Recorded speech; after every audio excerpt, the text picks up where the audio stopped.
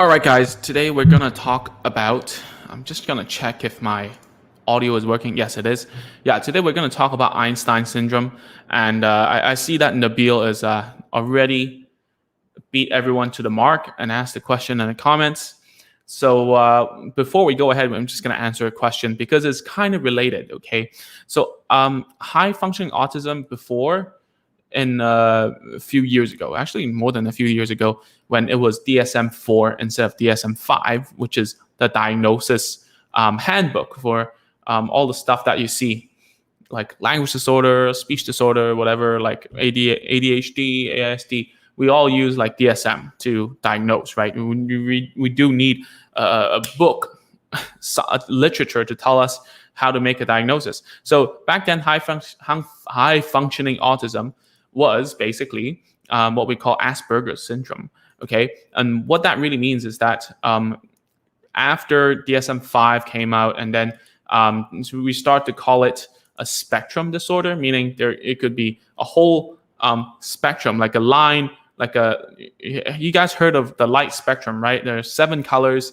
That's a lie. There's actually nearly an infinite number of colors, right? So for autism as well, there's nearly an infinite way of seeing like different types. Like it's just different personalities, different ways that autism expresses on a person. So high functioning autism basically just means that they're able to they don't have a lot of problems in their cognitive ability. They might be able to talk a little more than other children who are on the spectrum. They don't have a lot of language problems. They don't have a lot of speech problems, but they have more of a problem in socialing. All right, at least that's what I think when I see that on my sheet of paper that comes from a referral. I'm like, high functioning autism. Maybe I don't need to do as much language stuff. I don't need to do as much speech stuff. Rather, I need to do a lot more social, like language use, function, that kind of stuff to teach the child how to cooperate with other people. Okay, so that's a good start to our conversation today about Einstein Syndrome, what it is, right? So why we're going to talk about this is because you guys all know that, I do place ads on Facebook about our micro course. So if you haven't, you should go check it out. Is right here. I have no shame about this because it's good stuff. So agentsofspeech.com/micro. Grab the micro course if you haven't. So I do run ads for that, right? So in the beginning, there was a comment about, didn't Einstein start talking at 5? And then I'm like, okay, I didn't know about it. So I searched, and apparently it's something called Einstein Syndrome. I never heard of it until that day. I went on Facebook and someone said to me that, hey, Einstein started to talk at 5. Why worry about a child not talking, right? So yeah,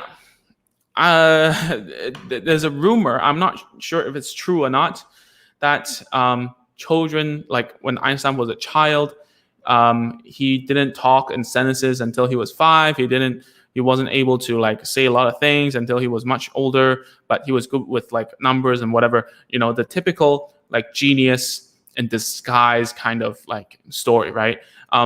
I don't know if it's true or not. If it's true, then great. But we're going to talk about Einstein Syndrome, and I read more into it. So basically, Einstein Syndrome is coined by an author. He wrote a book. Basically, if you just search for it, you can see it on Amazon. And what he really meant was that, hey, there are children out there who are being mislabeled as whatever, right? So he uses Einstein Syndrome as a way to express late talking. All right, late talking.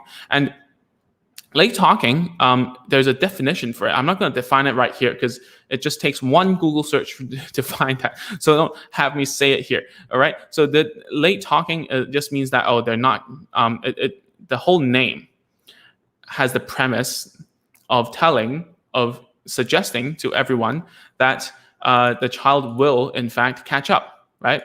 So given that, Einstein Syndrome also goes on the same thing, okay?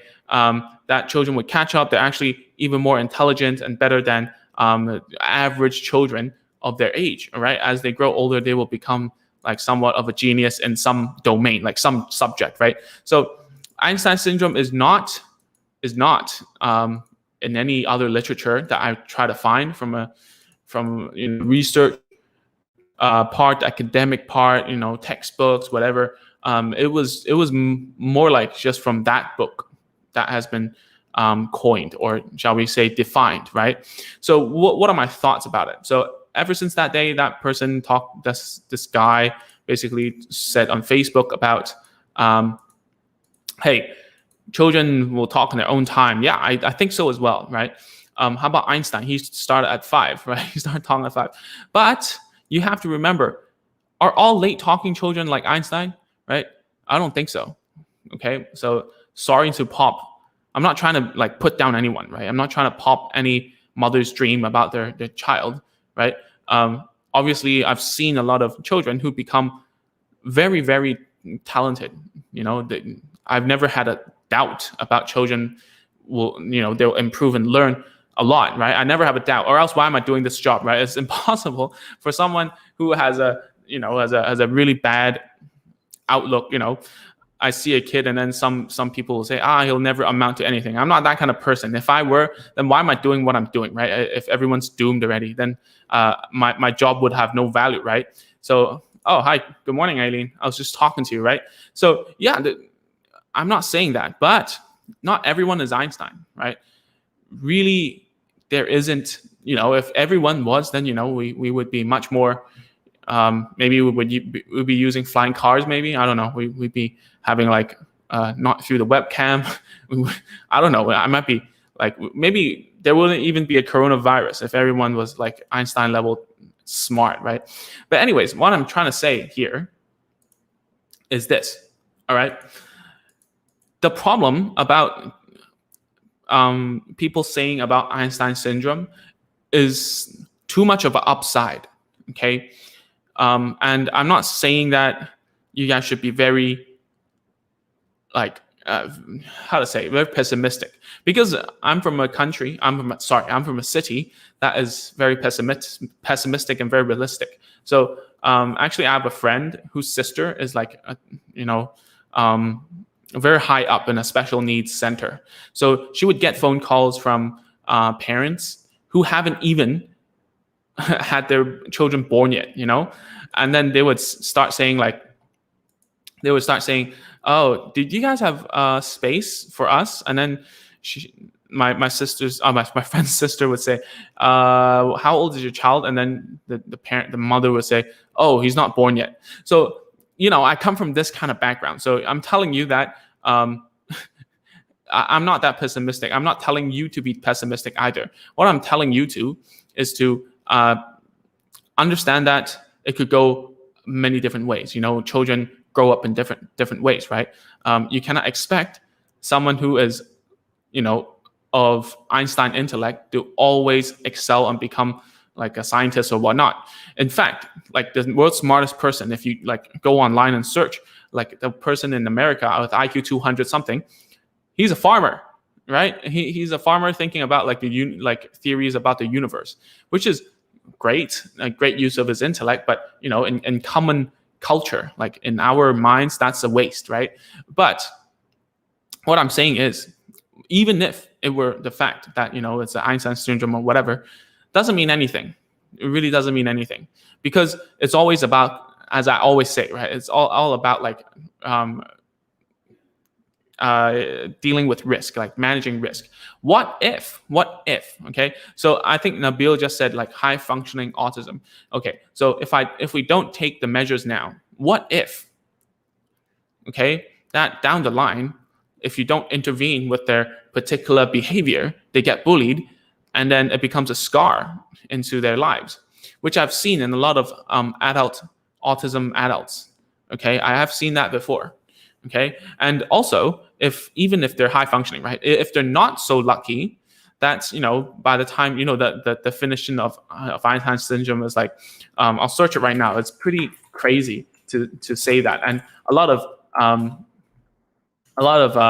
parents will say, oh yeah, that's my kid, right? So basically, Einstein syndrome is a condition where a child experiences late onset of language or late language emergence, Some even say that it's a late potty training or whatever, which is all speech delayed kids come on and demonstrate gifted in other areas of analytical thinking, right?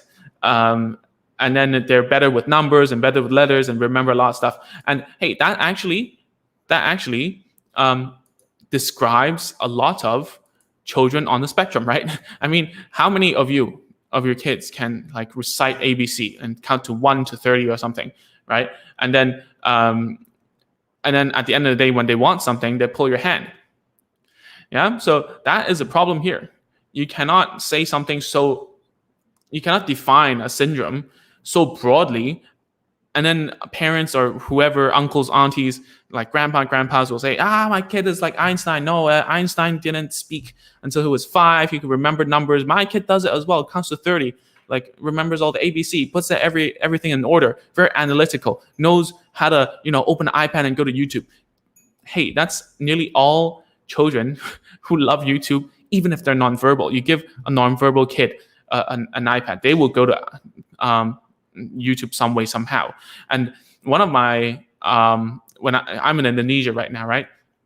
One of the first clients I had in Indonesia was a girl who's like 12 or 11. I cannot remember her age, but she cannot speak. Okay, if I tell him to go she will go apda like that. I don't know what's going on. Okay, but then she can type Mickey Mouse on the iPad and find it. So is she Einstein syndrome? I don't know. I really don't know. Okay, so let's see about what everyone is saying. So hi. So she says, have you provided therapy to any Einstein syndrome kids? I don't know. I cannot identify any. Right? Hi, I really don't know. Right?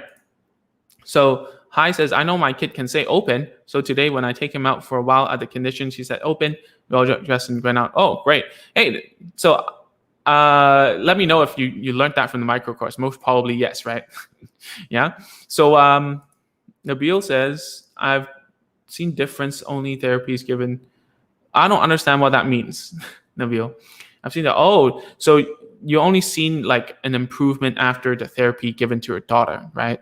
Yeah. So Aileen says, most boys just want to play. He doesn't know all letters or numbers or shapes. My son and grandson just want to play. Yeah, I know, right? I mean, Aileen would know. She used to be a teacher, right? She would see so many of these kids. But from my perspective is that all I see are the ones who are in need of therapy. So to be very honest with you, those who are on the spectrum, those who are very common. It's very common. I'm not saying that all kids who line up alphabets and cars and stuff and play with wheels are on the spectrum. That's not true. I've seen like children grow out of it by 6, who are totally normal. I used to line up cars as well. And I still remember that I do. So when I see it, I'm like, I thought it was normal. But to some extent, it really it is a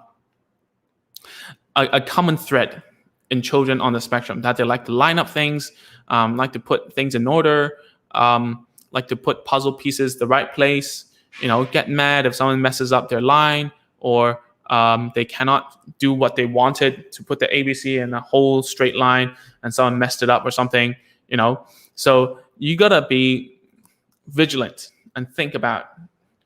And I know that as a parent, actually, I don't know. Okay, I really don't know. I cannot totally empathize with you guys because I'm not in that situation, right? But I can only guess. That if someone, this is happening to you, that your child is speech delayed, and you hear something like, oh, it's Einstein syndrome. Einstein only started talking at 5. Then you would think, oh yeah, that's like my son or my daughter, and you would start thinking towards, then I can slow down, right? But as like Nabil just said, she only saw the difference when therapy started. And just because of what people say about, kids will catch up, will grow out of it, will wum, he's a genius in playing piano or whatever in music.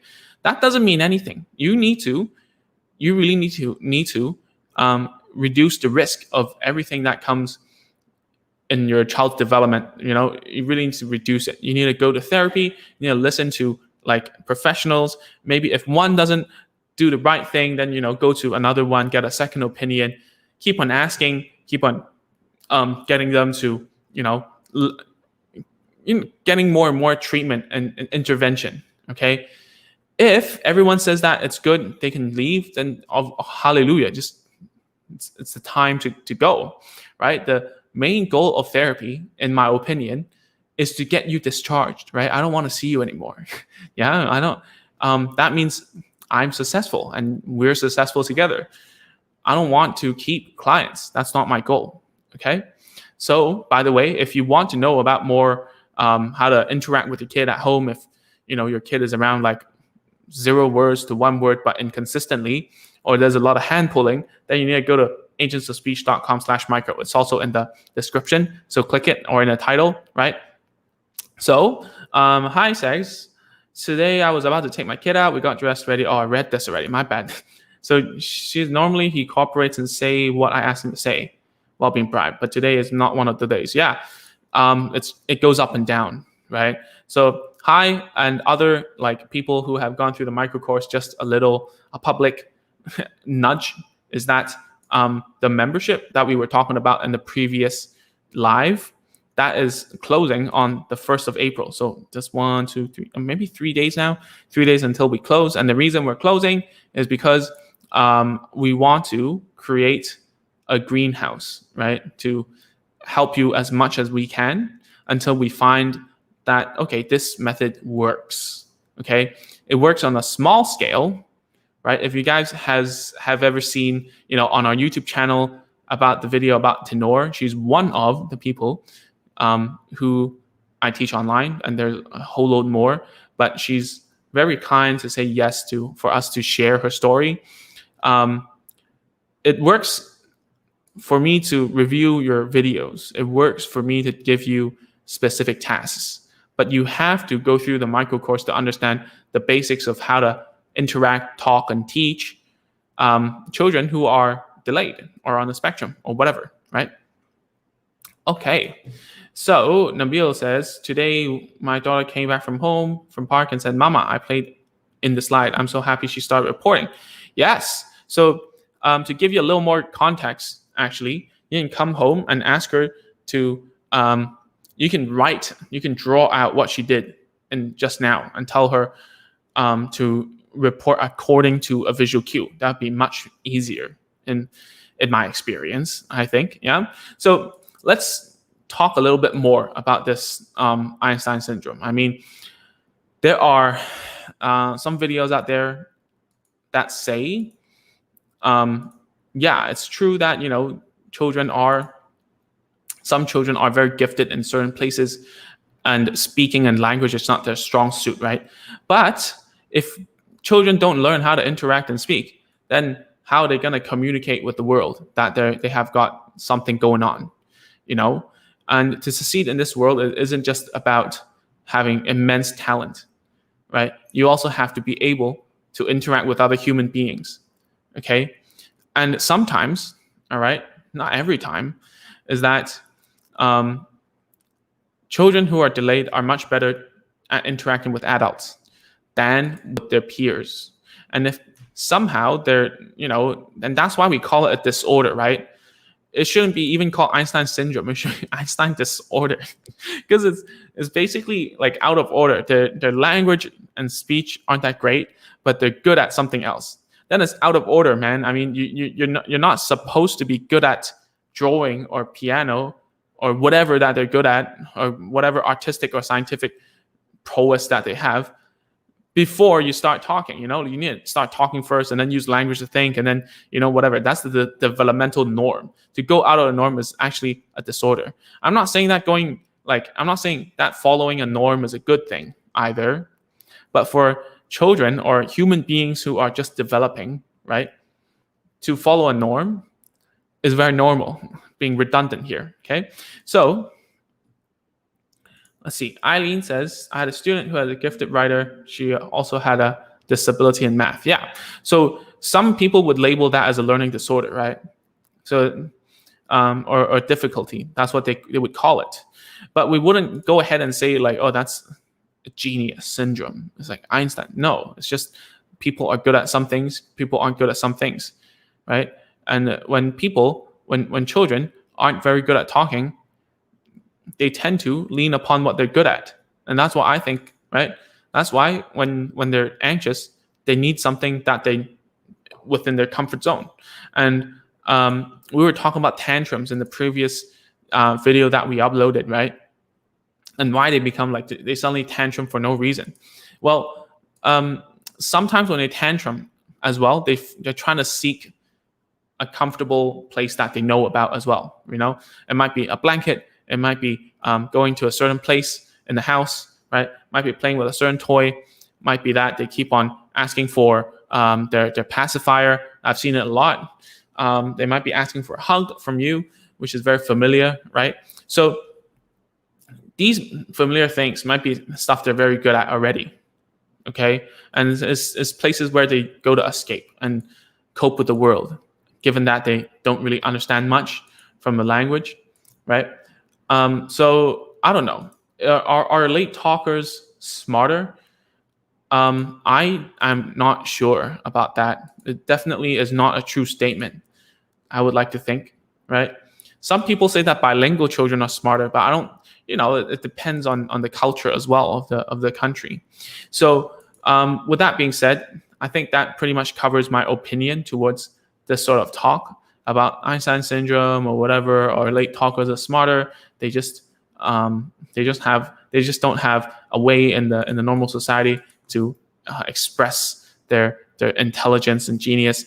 I don't really think that's the thing.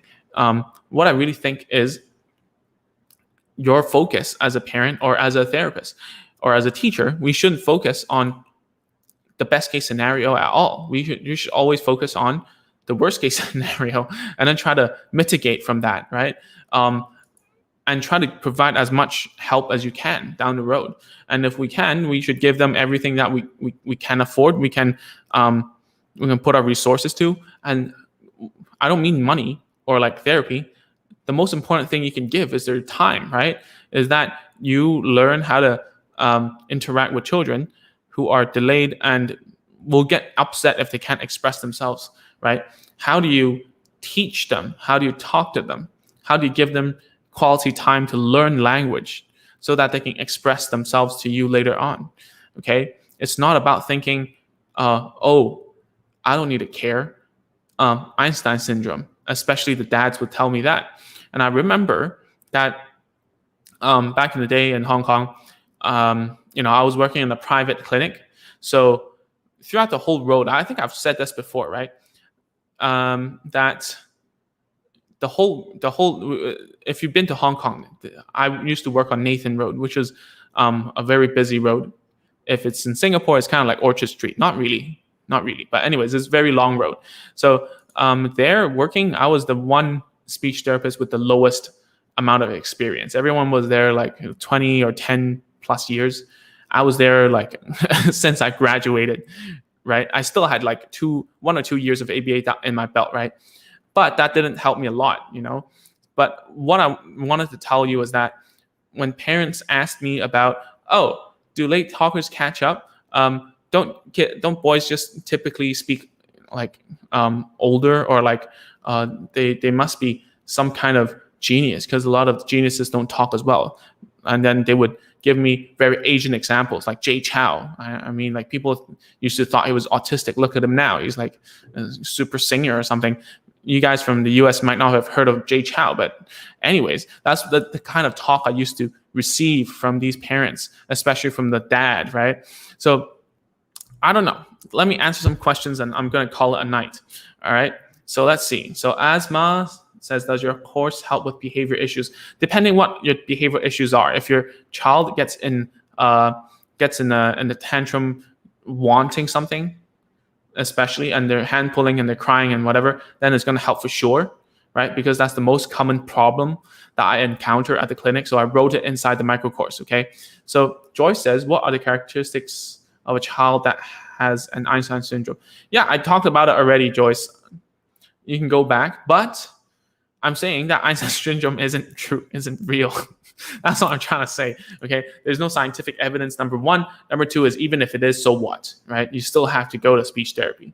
Don't think about it in that way. And inside our we've got 2 courses, right? One micro course and one intro that goes in more in depth. In the intro, we do talk about like don't mind the diagnosis for now. And I'm sure that there are parents out there that are saying, "Oh, dude, what do you mean by don't think about the diagnosis? It's like finding out the reason why my child is like this, right?" Well, I'm telling you to don't think about that, because what you need to do is the same. You still have to teach them how to interact with you.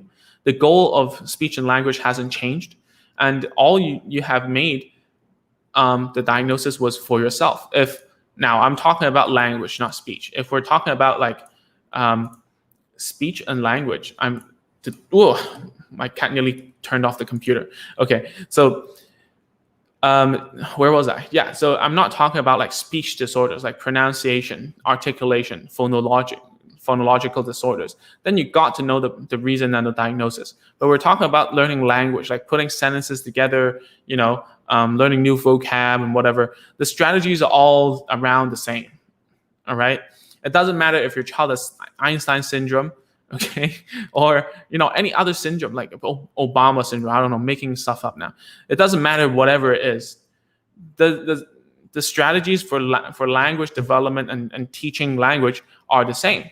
No matter if your child is on the spectrum or not, there are some universal language facilitation strategies that work across the board, right? It works, right? And I mean speech therapists in general, we have had a very robust base of evidence for that. Okay, anyone who wants to read about it, you can just ask me, PM me. Okay, I'm going to send it to you. And also, the second thing most important for language development is actually parental involvement. Okay, if you don't model language, no one will learn language. If in the tribes of Africa, right? There was one linguist who went there to learn the language. They all thought it was like language was based on a theory. I'm gonna make you guys sleep now, but no, they all thought language was based on some sort of universal thing inside their brain. Universal grammar that was inside our brain. We had a unique language learning mechanism, right? But when he went there, they didn't talk at all. No language was taught, was said. It was never modeled. No one learned language. In the end, the language only came when the opportunity came up, which was when they were hunting, and their language was whistling. And the pattern of whistling told people where to go, like how to attack together. And therefore, that person came up with, I forgot his name already. Sorry, I read stuff and I forget. So like he came up with a theory that is very similar to what we think, right?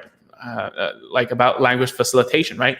Language is about the culture, the use of what we're using right now, the context, and when we use it. Like if we're using it for hunting, when we use it, then we will remember for it. When we don't use it for hunting, they don't even talk at all. Okay, so that's enough of theory.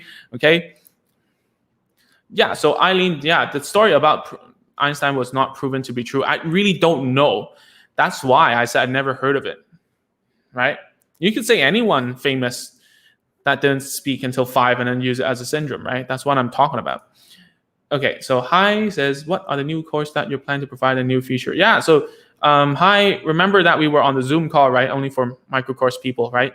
So all the new courses will be in the membership. It's going to go from remember the 4 stages, from no words, like first words, to word combining, to verbal reasoning, like answering why, how questions, to storytelling, and then we're going to cut it there. Those are the 4 stages we're going to have courses on.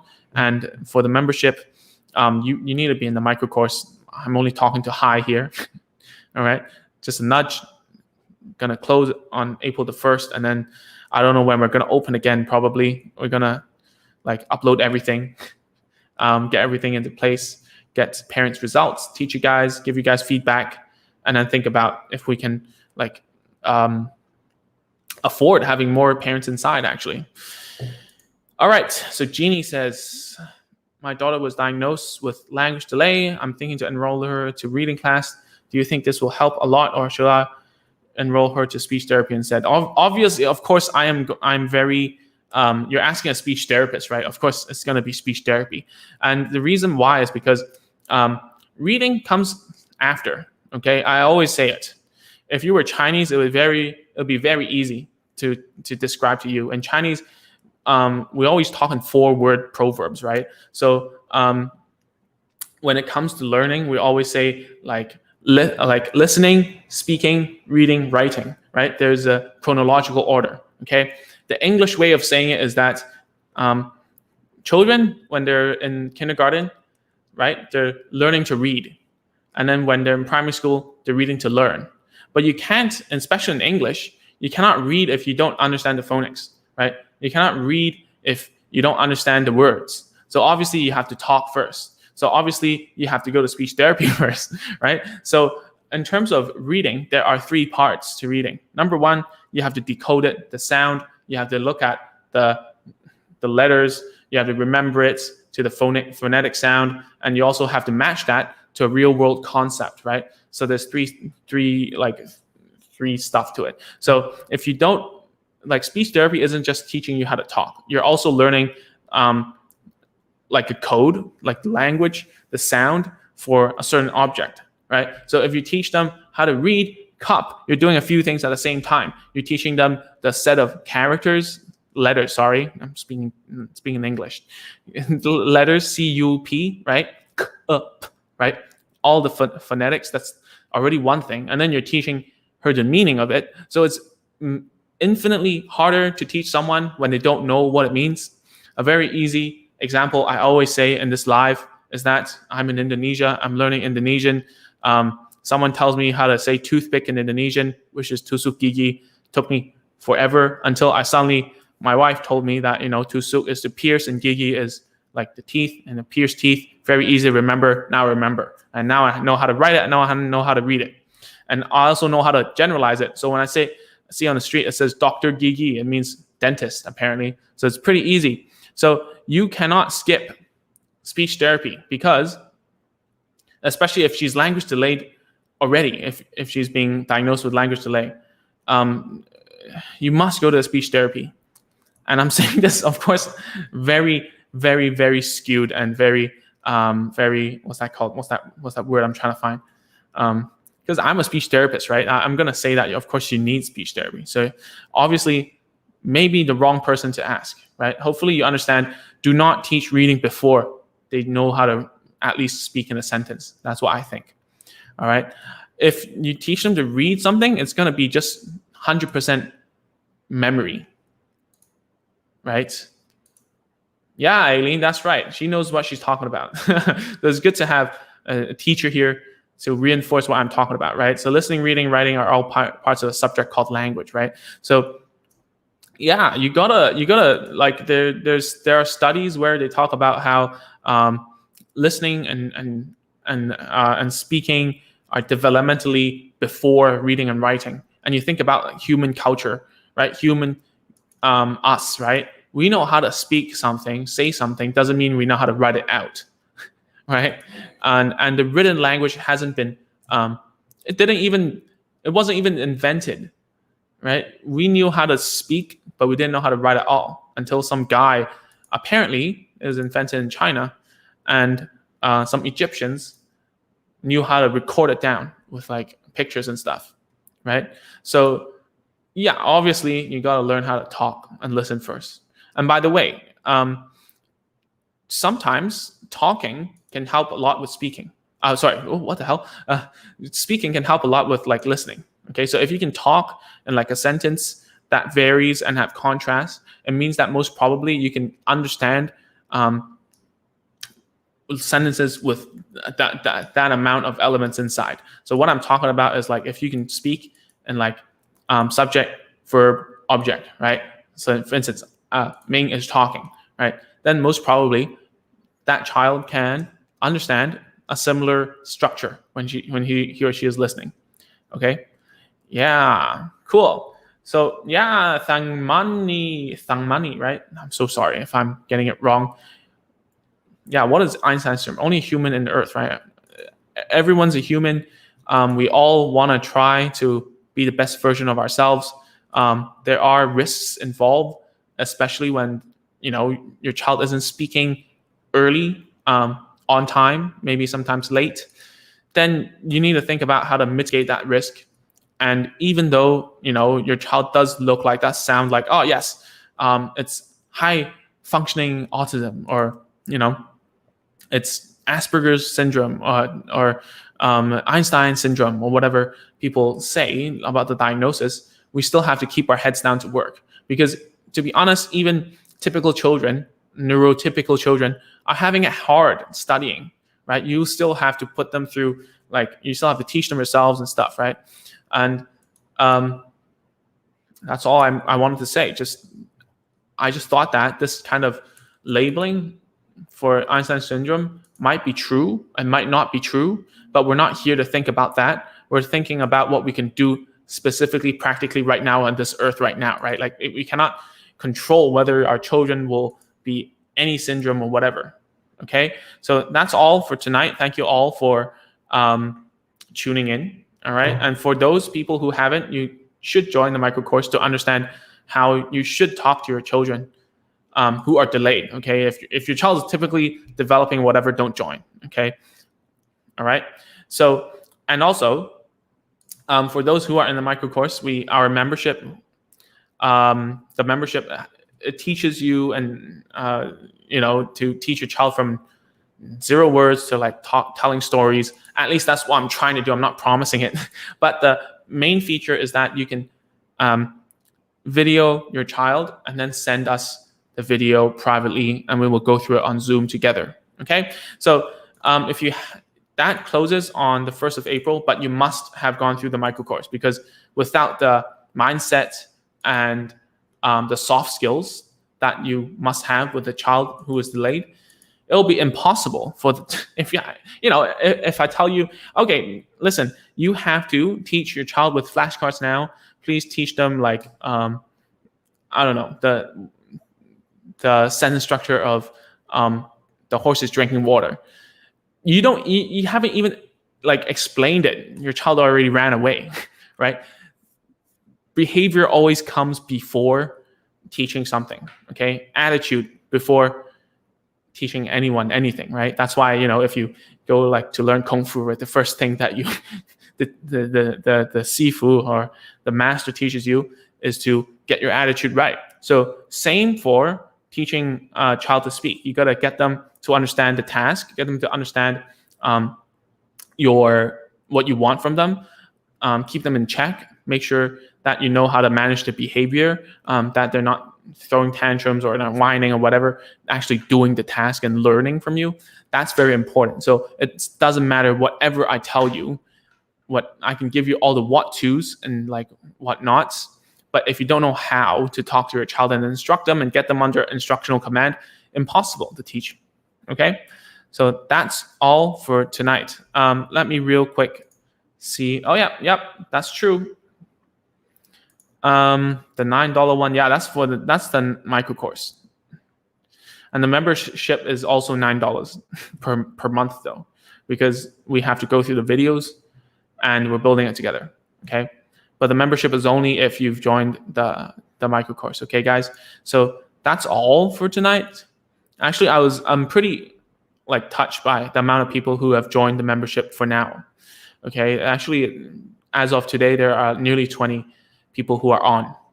So that's pretty cool. So as we grow that community inside, that we learn from each other, it's going to be pretty cool. And I'm pretty excited about what we can do together. Okay, so if you haven't, seriously, go check out the micro course.